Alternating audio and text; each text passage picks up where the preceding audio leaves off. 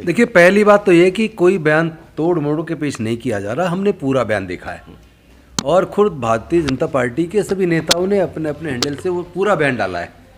बयान सुनने के बाद मुझे याद आती है आज़ादी के समय की, जब डॉक्टर बाबा साहेब अम्बेडकर दलित पिछड़े आदिवासियों के हक और अधिकार की लड़ाई लड़ रहे थे और राउंड टेबल कॉन्फ्रेंस के माध्यम से उन्होंने आज के अनुसूचित जाति जनजाति, लेकिन उस समय के जो बेसिकली अनटचेबल्स को उनके हक अधिकार की जो लड़ाई लड़ी और उसमें कम्युनल अवार्ड आया और कम्युनल अवार्ड के खिलाफ गांधी जी धरने पे बैठे और उसके बाद जो समझौते के तहत जो जो चीज़ें मिली, जिसमें रिजर्वेशन यानी रिप्रेजेंटेशन भी एक चीज़ थी।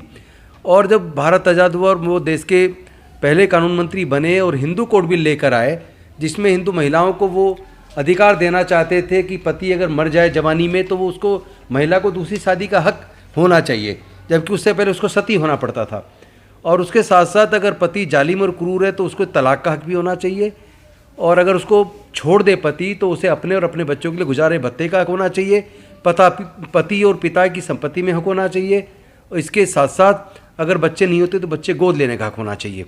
तो वो हिंदू कोड बिल के माध्यम से देश की हिंदू महिलाओं को हक अधिकार देना चाहते थे, लेकिन उस वक्त की हिंदू महासभा और जनसंघ इन सब ने मिल के, आरएसएस सब ने मिल के बहुत ज़बरदस्त विरोध किया डॉक्टर बाबा साहब अम्बेडकर का।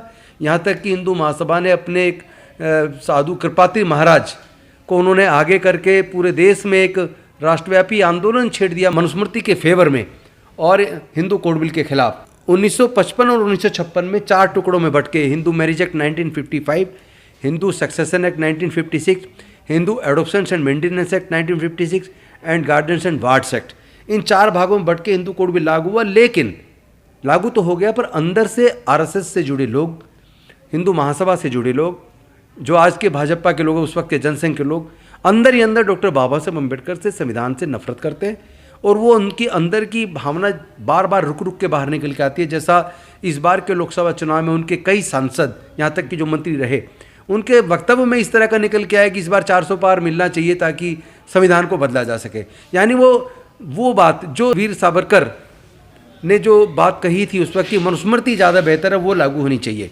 और वो संविधान के खिलाफ थे। तो वो सोच केवल सावरकर की नहीं थी, वो केवल आरएसएस के लोगों की नहीं थी, जनसंघ के लोगों की नहीं थी, हिंदू महासभा के लोगों की नहीं थी, बल्कि तमाम मनुवादी लोग जो मनुस्मृति को मानने वाले लोग हैं उनकी सोच थी। इसीलिए वो डॉक्टर बाबा साहब अम्बेडकर से, उनके संविधान से नफरत करते हैं। और जो पिछले दौरान जो लगातार पूरे देश में संविधान पर चर्चा हुई है और जो डॉक्टर अम्बेडकर को लोगों ने एक आइकॉन के तौर पे अनुसूचित जाति जनजाति से अलग पिछड़े वर्ग के और बाकी वर्ग के जनरल कैटेगरी के भी लोग डॉक्टर अम्बेडकर को एक आइकन के तौर पे स्वीकार कर रहे हैं, उससे कहीं ना कहीं परेशान होकर अंदर से जो उनके अंदर की छुपी हुई भावना थी वो अमित शाह जी के शब्दों में बाहर संसद में, राज्यसभा में, संविधान पे जो 75वीं वर्षगांठ पे चर्चा में निकल कर आई। सर, आपको नहीं लगता कि अमित शाह इस आंदोलन से ऐसा लगता है जैसे डर गए हों? डरना तो इन सबको पड़ेगा और अच्छी बात है, उन्हें डरना चाहिए। उनको समझ आना चाहिए कि आज के बाद कभी भी अगर वो डॉक्टर बाबा साहब अम्बेडकर के खिलाफ या संविधान के खिलाफ एक भी शब्द बोलेंगे तो देश के लोग किसी भी कीमत पर उन्हें माफ़ करने के लिए तैयार नहीं है, उनका जवाब दिया जाएगा। सर, जो ये बयान आया है तो ये संविधान के 75 वर्ष पूरे होने के बाद चर्चा हो रही थी, उस दौरान आया है और उसमें फिर बात उसका कारण एक्चुअली निकल कर आती है कि संविधान एक्चुअली उसका कारण है कि 2025 में आरएसएस को बने 100 साल हो रहे हैं और उनका सपना था 100 साल में हिंदू राष्ट्र बनाना और इस संविधान को बदलना। तो संविधान उन्होंने लिख के तैयार रखा हुआ था, लेकिन वो सपने उनके टूट गए जब 240 सीट आई। तो जो अंदर का दुख है, पीड़ा है, वो कहीं ना कहीं शब्दों में निकल के आ रही है। लेकिन देश के लोग, केवल SC ST OBC माइनॉरिटी के लोग नहीं, बल्कि जनरल कैटेगरी में जो बुद्धिवादी चिंतक हैं, वो सब लोग संविधान की भी और डॉक्टर बाबा साहब अम्बेडकर की सराहना करते हैं और वो सब लोग मिल के इनको जवाब देंगे।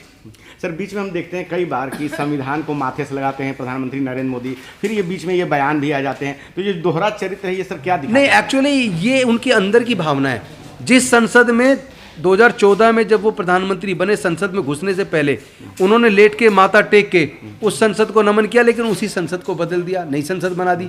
आज इस संविधान को माथे पे लगा रहे थे, तो समझ लो कि उस संविधान को भी बदलने की उनकी मन की अंदर की छुपी मनसा कहीं ना कहीं वो दिखती रहती है, उनके सांसदों के माध्यम से दिखती है। सर, इस बयान के बाद प्रधानमंत्री नरेंद्र मोदी खुद आए हैं और डैमेज कंट्रोल। देखिए, मैं बता दूं आपको, मुझे मोदी जी पे बिल्कुल भरोसा नहीं है, क्योंकि कल की घटना है।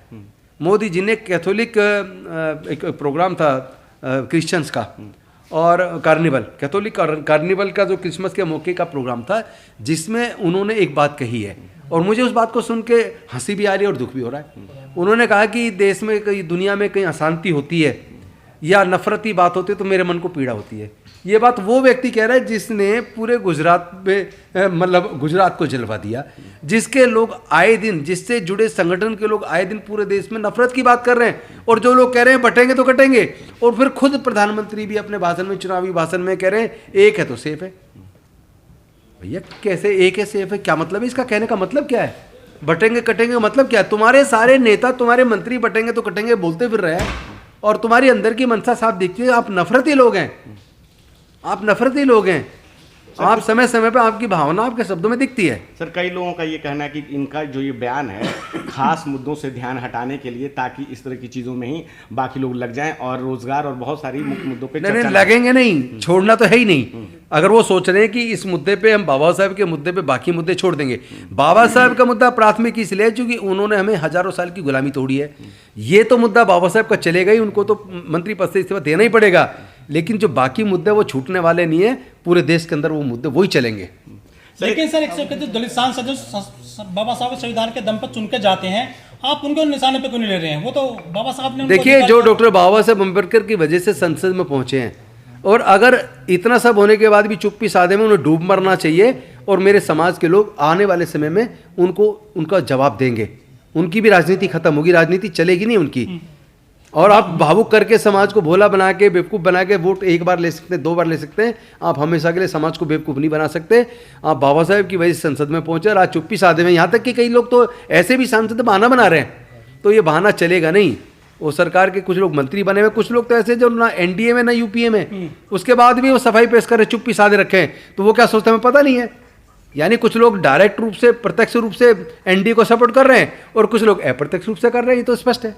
सर, भाजपा कांग्रेस को मुख्य निशाने पे ले रही है कि कांग्रेस बयान को तोड़ मोड़ रही है। उन्होंने पिछले 75 सालों में संविधान का हनन किया है, आरक्षण का हनन किया है। देखिए, पूरे देश के सभी संगठन, सभी समाज के लोग, राजनीतिक पार्टियां, सब लोग इनके खिलाफ हैं, और इनके इस वक्तव्य को बहुत गहराई से सबने अध्ययन किया। सब लोग बहुत मतलब पीड़ा महसूस कर रहे हैं, और निश्चित तौर पर मुझे लगता है कि गृह मंत्री जी को तुरंत इस्तीफा दे देना चाहिए, और अगर वो नहीं देते हैं तो उनके इस कृत्य के लिए देश के प्रधानमंत्री माफ़ी मांगे और अपनी कैबिनेट से उनको बाहर करें। सर, एक सवाल और आपसे, ये जो पूरा वक्तव्य हुआ है सदन में, क्या इन पर कोई क्रिमिनल केस बन सकता है? पुलिस में जा सकते हैं कोई, या फिर जो संसदीय कमेटी काम कर सकती है? देखिए, this is a political matter, this is not a matter of other kind, this is a political matter and we have to reply them in a politically. कुछ लोग कह रहे हैं कि वकील साहब आप इसमें केस करिए। नहीं, ये कोर्ट का मैटर ही नहीं है ना, ये राजनीतिक लड़ाई को राजनीतिक तरीके से जवाब देना पड़ेगा।